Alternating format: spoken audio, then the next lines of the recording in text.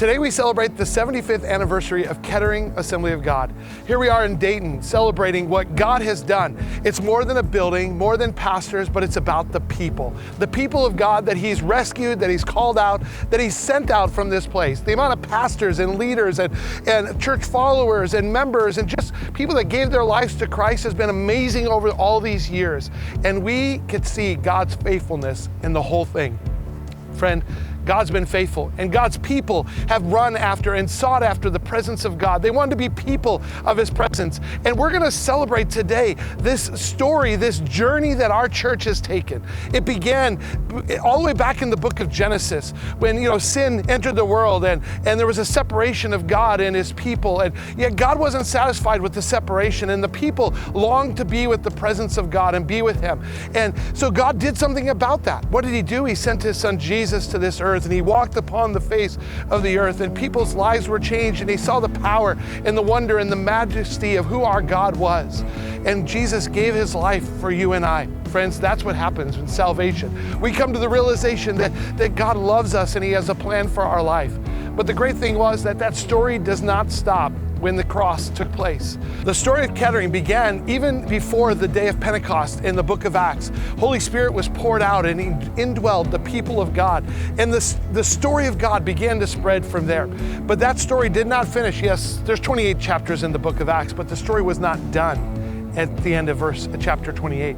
The story actually continues. Kettering Assembly of God is part of chapter 29 of the book of Acts as God continues to move and sends His people to the ends of the earth. And friends, Dayton, Ohio, part of the ends of the earth, that God would have a plan and a purpose for what He wanted to do right here. And you're part of that purpose. Now, come on, let's get in the car. Let's go do this. Let's see what God's been doing.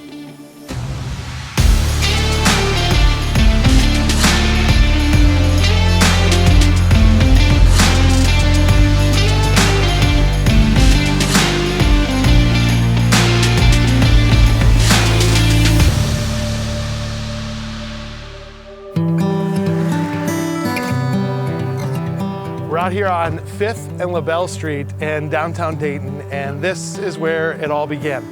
This is where the first time 200 believers gathered together in worship and worship services and began to seek the Lord, seek His presence for what God wanted to do.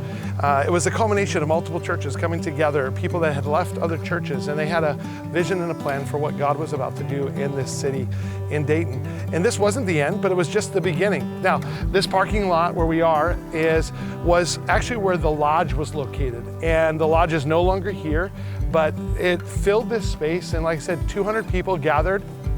And they're here from 1949 to the early 1950. And in the mid-1950s, they invited Erwin Phillips to come. Now, Erwin Phillips became the first pastor of the church, and how he was chosen was he was part of the Amy Simple McPherson revival. God moved and used him as one of 3 couples that traveled the world to start and plant churches all over the place. He received a prophetic word at one point in time for what he was supposed to do, that God was giving him a Macedonian call and things were going to change in his life. And he didn't know what that looked like. But he came here in an invite to be part of one of the services. And he came, and the report was that the power of God fell so strong that the rafters began to shake within the big lodge. And that was this kind of a seal of what God was doing. And the people seeking the presence of God, they wanted to be people of His presence. And this, friend, right here is where Kettering Assembly of God got its roots and got its beginning. Now, this isn't the end. It's only the beginning, because we've got more stops to go. So come on, let's get on the road and keep getting to all these locations of what God's done. It was 1950 that the church decided to move just a block and a half away to right here at 1420, and they bought the German Baptist Church, and it's a stately building.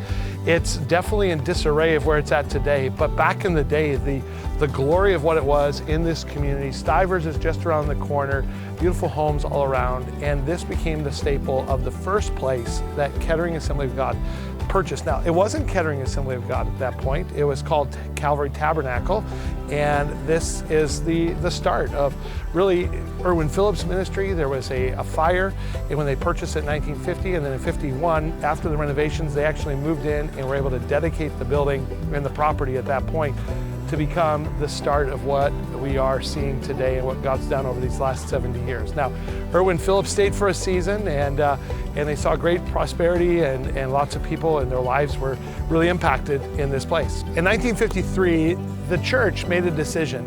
They chose to become an Assembly of God church. Now, the Fellowship of the Assemblies of God began in 1914, and it started in Hot Springs, Arkansas, when a group of ministers that were actually a fair amount of them connected to Ohio came together and said, we need to have a way to send missionaries around the world. Because there was people coming and getting baptized in the Holy Spirit and getting their lives changed. And they said, listen, we're going to go. And they would pack their stuff into the caskets and all these things. And they would just go overseas to preach the gospel. And so the group came together and they formed the Assemblies of God in 1914. Well, this group that was part of this church here, Calvary Tabernacle, came in and said, you know what, we need to come underneath the fellowship. And so Erwin Phillips in 1953 led them through the process of becoming an Assembly of God church. Now, in 1955, the church changed its name from Calvary Tabernacle to Central Assembly. And part of it, I guess, I wasn't there, but part of the story of being an Assembly of God church. Erwin Phillips stayed with the church until 1958. And when he resigned, he went and began to travel the world again, preaching the gospel and doing great things for the Lord. That's when Raymond Bakken was elected then to be the pastor. And he came in and began to serve and took them from this location to the next locations. Actually, this was the last location in Dayton, Central Assembly, and from here it moved over to Kettering. So friends, let's start coming back into Kettering. Let's get ready to go. This is stop number 2 of our total of 6 stops.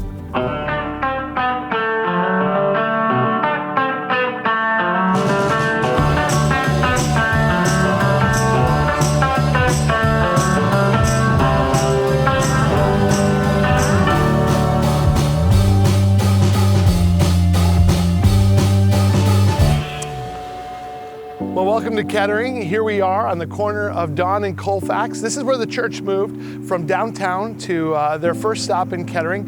This 2-room building that they rented behind us was the house of a smaller church that they had because many people didn't want to make that or couldn't make the move and the drive out here, the 4.5 miles. Now, the cool thing about this property is that they didn't have enough space to do everything they wanted to, so they would have services in the 2-room building here, and then they had buses where they had their Sunday school classes. And so this was the spot where they were at, and in '62, they purchased a property on Ridgemore Avenue, and that was really where we start to see things begin to explode here in Kettering and the story of God. These were, remember, people after the presence of God. What is God going to do? What is He about to do? And here they are on the southeast corner of Dayton, getting ready to experience God's power and His presence. So let's get over to that Ridgemore spot and let's celebrate and see what God did there.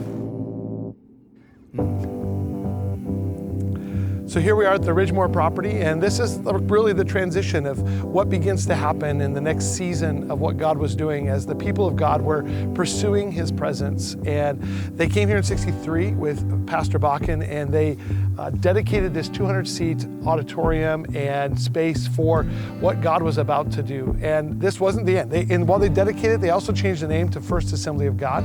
And Bakken stayed until 1965 when he went off on the evangelist field. And it was at that point where the church made the decision to hire Alan Ross. Now, Alan came in and they changed the name of the church in '67 to Kettering Assembly of God. And that's when the church really started to go. I hear so many of the great stories and testimonies of people sitting on the floor and moms groups and all these things that were taking place. It was a real special season in what God was doing in Kettering. And in that, out of the growth, they began to purchase some of the other buildings and homes around here to be able to increase their footprint and space. And it was in 1972 that Pastor Alan Ross purchased the property adjacent. It was an empty lot. And in that lot, they began then in '73 to break ground and to start the next building, which we all know, and I don't know, but you know, those of you that have been here, as Annabelle, with the orange pews and everything about what God was about to do. And so Annabelle was right next door to Ridgemore. Well, this short walk from the Ridgemore property, just connected really to Annabelle, and this empty lot became a groundbreaking, and in '74, the property was dedicated to the Lord, and the church moved over here. And so this sanctuary, as you know, is the orange, and the writings and the scriptures on the floor from that Easter Sunday morning sunrise service, just to celebrate what God was doing in this spot, the vision of Pastor Ross to carry the church from here. Now, in '79, the church took another step, a bold step, and they bought the property, the current property that we are at today, the school. And in that school, they held on to it, they completed it, medal on. And then in 1980, the school, while they were meeting here for services, they would do at the other property, they would have youth Wednesday, kids on Wednesday night, missionettes, rangers, and later in the year, they started doing even Sunday school over there. Now they stayed on that property until 1986, they broke ground on that property to get ready for the sanctuary that we know and we're in today. And it was in 1988 that they began to do the dedication. So in this building was the crux of the start of really what God was doing. There was a momentum and exciting. Well, it was in a residential area. It was kind of hidden in the neighborhood, but it was ready for the season where God was taking them next.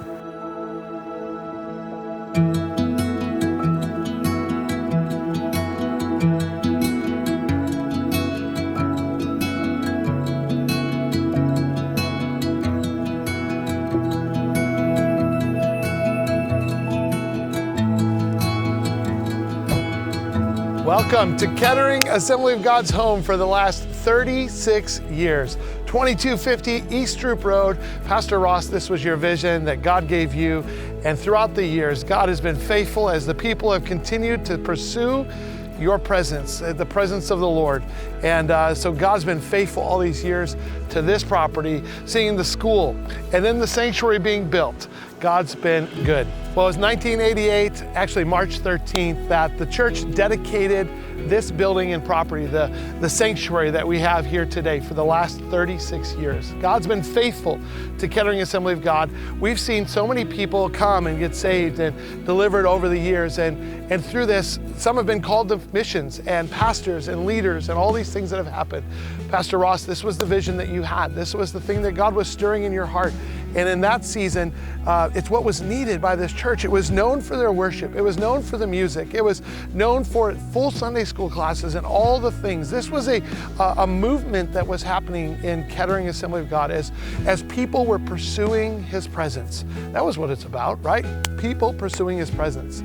Well, in 1999, 2000, Pastor Ross said, hey, it's time for me to retire. It's time to hang up the shoes and take a different direction. And so he retired from the leadership of the church, and after 35 years, wow, what a great testimony to God's faithfulness. It was within just a couple months, in November of that same year, that Doug Cooper signed on to be the lead pastor, moving from an associate to the lead. In Doug's time, one of the key things that happened here was the purchase of the Chi Alpha House at Wright State. It was known as the pit, the worst, horrible place, campus apartments that were going on, but God resurrected that space, and today that space is being used for marvelous ministry as multiple college students live on campus, but also are seeing God bring radical salvation and baptisms. And I've taught on that thing, and we can rejoice today that it has paid off. It is all these things. But let me also say this, before even Pastor Doug was here, we planted the church downtown, right? Pastor Linda, we launched the inner city ministry with the kids church and all the ministry down there. God's just been faithful, not only in our buildings, but in what He's allowed us to partner with and do and see. And so church, thank you so much for your faithfulness. And so Doug was here until 2006, and then 2007, we had Bruce Craig was elected as the pastor. And in that time, the Dayton revival and seeing John Kilpatrick and others preach, this building full of people as they continued to pursue God. And Bruce was here then until 2019. And when he stepped away, and in 2020, right in the middle of COVID, I got a call from the interim pastor, Dr. Gary Denbo, to be the pastor. Now, I didn't want to take the call, but I did. It was within 40 days that I got to be elected to be the pastor here at Kettering. The last 4 years have been amazing. It's been crazy. Church, you have followed the vision and walked through some crazy days with me. We've renovated 60,000 square feet of this property. We've seen people saved, and we've walked through so many different things. This is a testimony. I remember preaching this sermon the Sunday after Christmas in 2020 when I talked about the cloud the size of a man's hand, that God was bringing new people and the things that were about to take place. Friends, we're celebrating. We're living in these days. God's preparing this church. We've celebrated all along this journey for the last 75 years in this short video of what God has done. Friends, it's not about a building. It's not about a pastor. It's not about anything other than the people and His presence. We have been a church that's been after the presence of God for 75 years, and we're going to continue to go after Him. Let's continue to pray. Let's continue to believe. Let's continue to trust God for the great things to take place. Friends, it's not over. It's just beginning. It's time to just begin. Let's celebrate and worship and rejoice in God's favor and His plans as we continue to pursue His presence.